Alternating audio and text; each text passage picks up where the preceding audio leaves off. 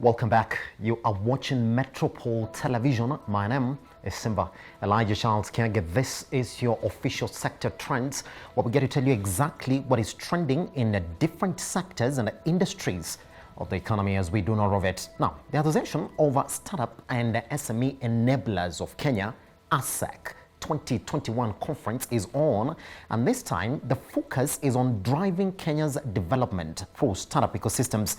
Is quite timely. To talk to us about how startups can help grow our economy in ensuring the country's development, we're joined by Anna Lawi, who is the Vice Chairperson at ASEC and also Managing Director for Pangea Trust, and also a startup venture builder at Impact Germany, and has over 15 years of experience in a business modeling and a startup development services, working with various incubation labs across Africa. And good morning. Good morning. Welcome to Metropole Television. Thank you for having me. Let's begin with the 2021 conference. We do know that it starts on the 26th. What do we expect to see in this conference? All right. Thank you for having me. We're quite excited to have this conference. It's our second year conference. We held the inaugural one last year. Yes. This is our second one.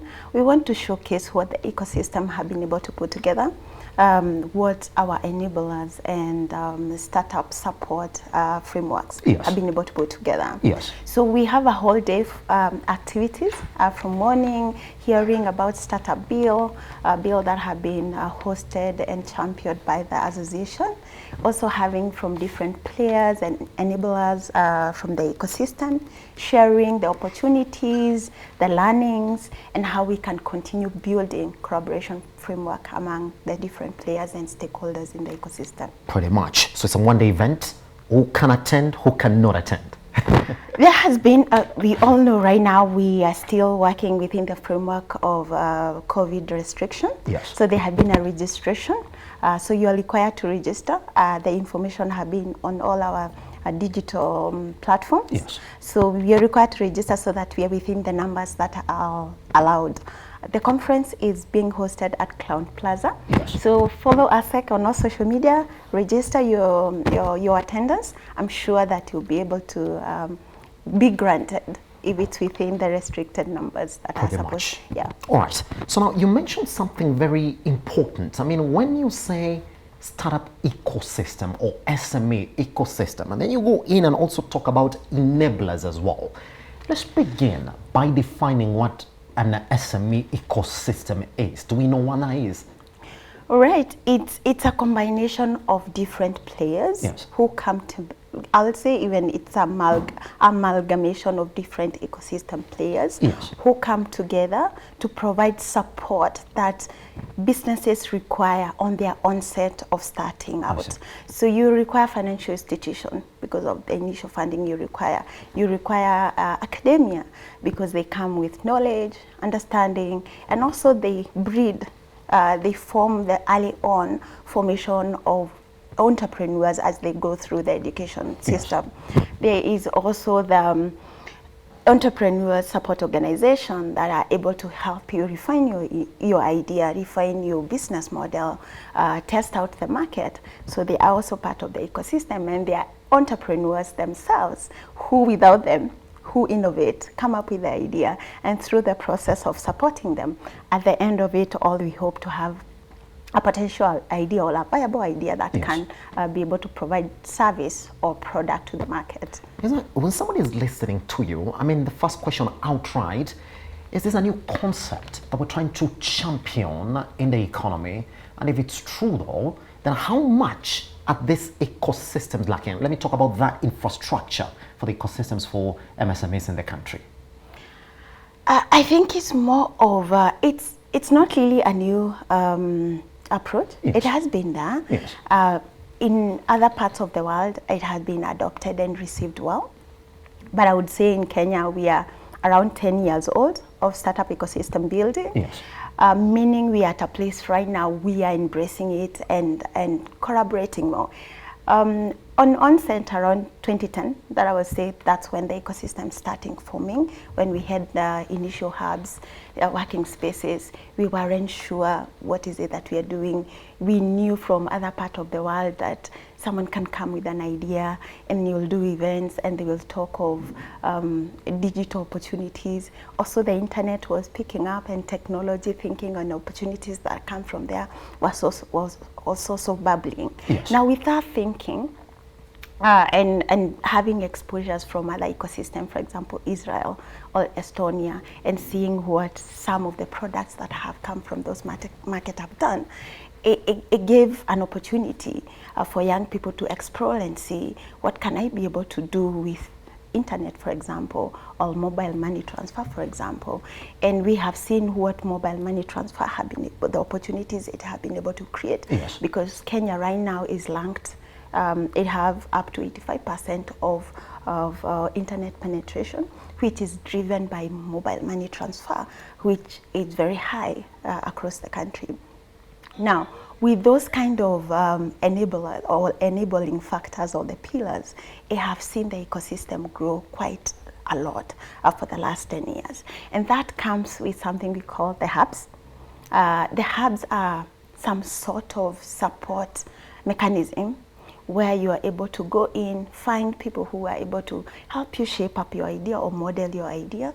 Secondly, help you test out and validate your idea, whether it can be accepted or rather be uptaken by the market. Yes.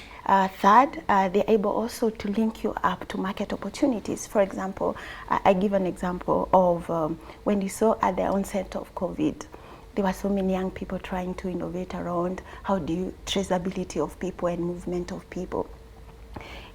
That on its own, it's someone thinking, okay, with this kind of a gadget, you are able to trace people and this is the data you correct and this is how you correct.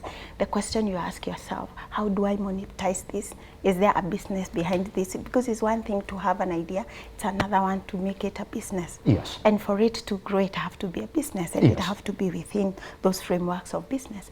And that's what the hub does. It helps you test out, put it in the market, create a business model behind it that yes. you can be able to earn revenue and scale it. Yes. And hubs and entrepreneurs, enablers are able to do that. So there are different stages of business growth. There are early stage when you're trying to figure out, and that's where the incubators play. Yes. They support businesses at that very early stage. Yes. Where you just have an idea. You want to figure out whether this idea works. So you'll sit with someone and do the idea validation. And with that, you'll be able to know, is there a market? Can I get funded? What do I need to put? What aspect, what component of this idea I need to put in place for it to turn into a business? Yes. Also, a key to it, the centerpiece of it is, am I addressing a pain point? Is there a pain point? Is there a market for it in the market? If, for example, I am thinking of creating a magical pen, will there be a person who is willing to pay for it in return for me to produce it? Those are the things you figure out in an incubator. Now there's another stage, which is you have an idea, you have a prototype, because you have been able to establish, yes, there's a market. Yes. This idea can thrive in a market, and there is potential market segment that can pay for my product, and have tested that out. I have a couple of customers who are willing to pay customer acquisition, so I can grow this, and that's the acceleration process. And you go through an accelerator process. They're able. The purpose of acceleration is provide to accelerate the growth, but also access to market and access to funding. Yes. And those are and then there is the scale up and the growth stage. All those different stages of business growth require support in one way or another, so that business is able to take off and quickly experiment if it works or not, and if it doesn't, a pivot. If it does, a scale yes. to the next level of growth. Pretty much. So now I'm listening to you, and when we look at the country and the economy as well, we do know that small and medium enterprises are the biggest job providers, the biggest employers. What we know, 80% of the economy. So let's talk about that for once. Do you think, I mean, looking to the second conference now, and do you think that we are making steps? It's been 10 years in the making. Would you say that when you look around, that this ecosystem, this SME ecosystem we're talking about, is actually coming to fruition in the Kenyan economy? Most definitely, yes. Yes.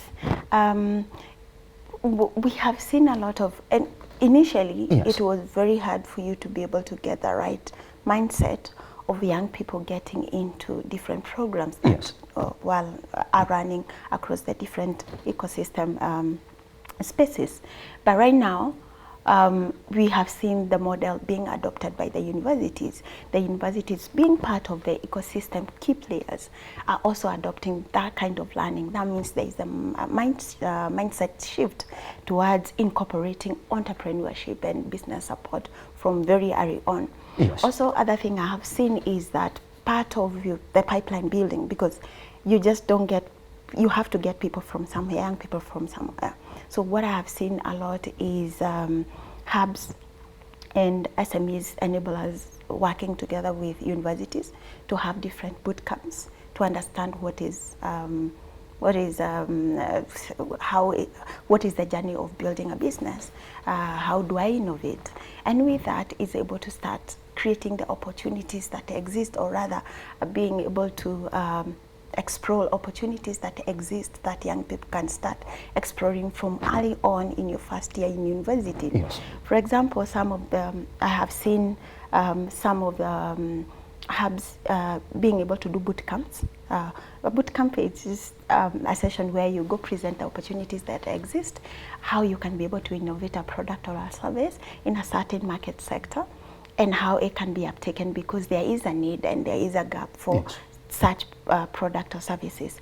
And young people are tasked to think, what services can you offer to satisfy this market segment?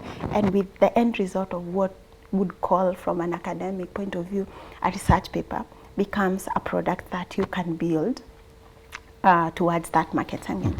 I have seen hubs collaborating that, and end of that you see a lot of young people applying to join the program to take that idea to the next level of a business. Yes. And with that, there is a lot of bubbling businesses and startups. As you already know, Kenya is ranked second or first, depending on which year, from Nigeria or South Africa, in terms of innovation and startup funding that are channeling or rather trickling to the continent. Yes. That shows that there is sufficient businesses, there is sufficient startups and opportunities that we can be able to tap into and turn them into business. And I like what you mentioned, that startups and SMEs are the leading players when it comes to driving the economy. Yes. Globally, they are registered to be up to 95% of the businesses registered globally are SMEs and startups. And they drive up to 35% of GDPs yes. globally. Yes. At the same time, they contribute up to 50% of jobs created globally. But they experience a huge financing gap of up to 285 billion USD. Yes. That means that's massive, isn't it? Exactly. That's massive. Exactly. I mean, those numbers contrast heavily. Exactly. Isn't it? Yes. And is that what we're trying then to solve with this ecosystem, isn't exactly. it? Because yes. when we speak together, when we come together yes. and not work in silos, yes. then we will, because one of the reasons I have seen driving the financing gap we're experiencing, sometimes the finance sector doesn't understand the business, the needs of a starting out business. They are risk averse. But why should I fund?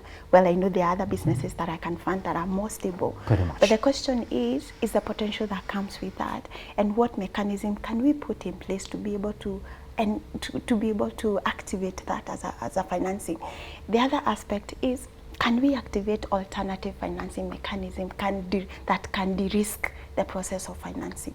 For example, as a Spangiatress, we unlock diaspora remittances yes. as investment into startup businesses that we have done due diligence in. But then we also say, because we are able to provide this financing at early on, can it be financing mechanism to de-risk the follow-on financing maybe from the financial institution. And with that kind of collaboration then create the enabling environment that we need to create a thriving platform for the businesses that we are supporting. Pretty much. All right, which is my next question as well now, because when you come, especially in the country, let me talk about that. And I know you're going to talk about this startup bill as well. Let's talk legislation. Do you think there's a lacking element there when it comes to legislation? And I'm looking at the MSME policy as well, which we have in operation. But if you ask majority of our lawmakers in the country, the application of it is exactly where the bottlenecks now begin. Do you think, to some extent, that our legislation is also lacking to a point for us to realize this MSME ecosystems in the economy? That's a very interesting question because policy and regulation is good. Yes. But also at the same time, if you regulate innovation, you stifle it. I see. So at what point do you regulate and what point do you let the ecosystem thrive? Yes. Right? Because it's experiment. And as much as experiments have to be done in a controlled environment, that's why you see, for example, NSC have a sandbox. Because if you try to regulate a business that is trying to figure out its way so that it can be listed, then it will be so constrained on what to do and what not to do, so it will never reach a point where it can be listed. Yes. So what am I saying? Regulation is good, and that's why as an ecosystem, 10 years, almost 6 years, we decided we are quite aware that to be able to engage the government, to be able to be heard and lobby the government and sit at the table, we need a structure. Yes. And that's where we sat together as an ecosystem with all the different players in the ecosystem, with the support from Senator Sakaja, put together the startup bill. The purpose of that is for us to realize that, one, as an ecosystem, we need a framework of engaging the government. Also, we need to understand the key players and how they plug into existing framework of regulation. Yes. And thirdly, if we need the government to plug in the existing financing mechanism, then it have to be done within a certain framework.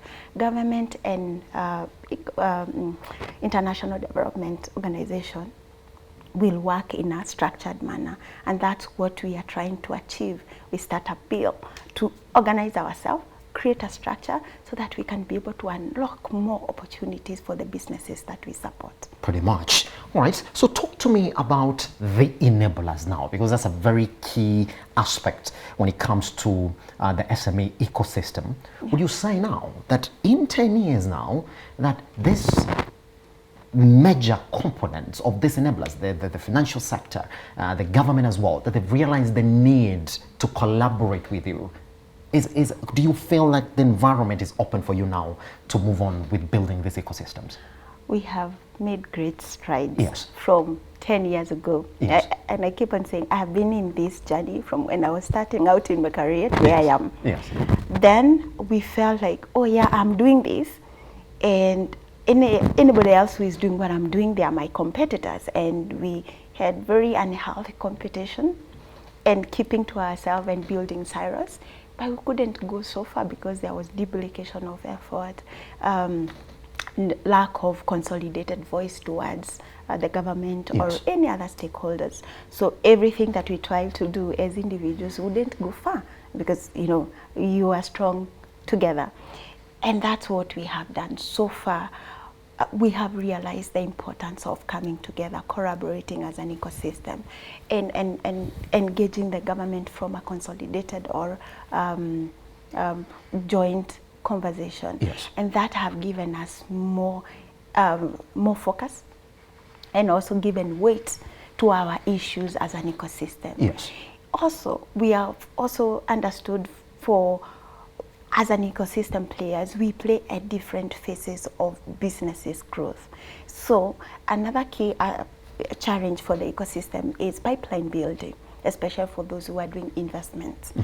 You'll find that some 5 years, 6 years ago, there was competition entrepreneurs who would hop from one hub to the next, doing the same thing. But because they have mastered the art of telling me what they are doing, or what they are doing, and telling me what I want to hear. They would hop from one hub to the next. And at the end of the day, they would have nothing tangible to show off. And with collaboration then, and we are able to kind of be aware who is in the ecosystem, what different startup businesses are in the ecosystem. Yes. And with that, you are able to weed out some of those because they don't grow the ecosystem.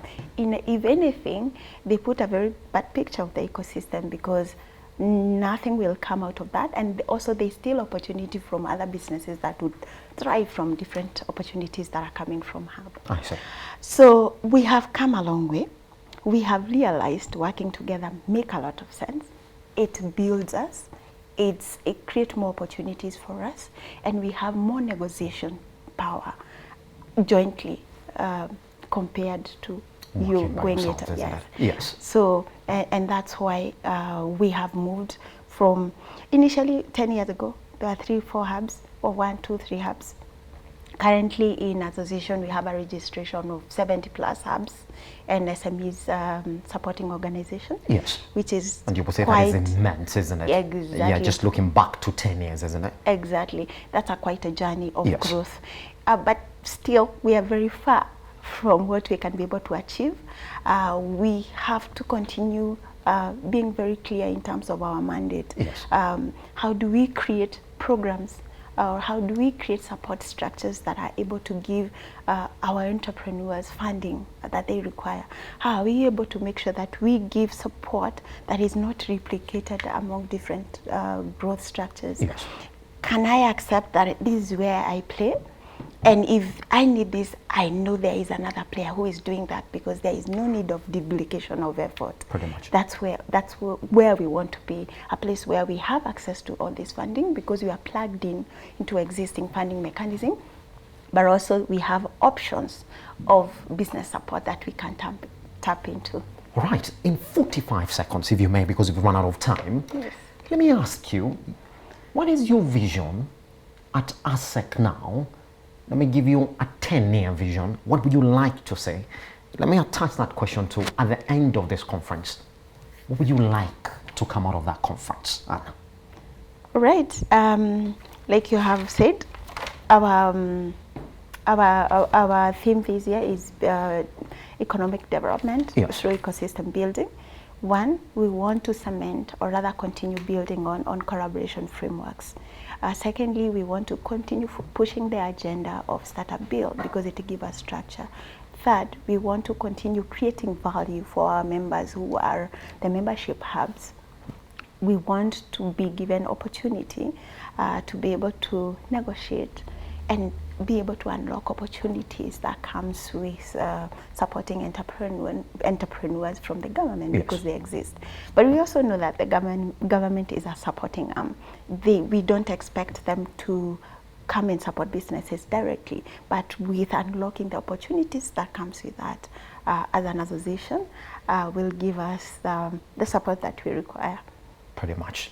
Right. Anna Lawi, Vice Chairperson at ASEC, thank you very much for taking your time to speak to us here at Metropole Television. Thank you for having me. Fantastic. Now, for those who really want to get to know who ASEC is, you can follow them at ASEC on all social media platforms. And for those who want to attend the conference as well, probably the registration is still going on. Get on there, land on their website, and know exactly how to be part of the MSME ecosystem in the country. In conversation with Anne Lawi, Vice Chairperson, ASEC. We take a short break. Once we come back, your economic review.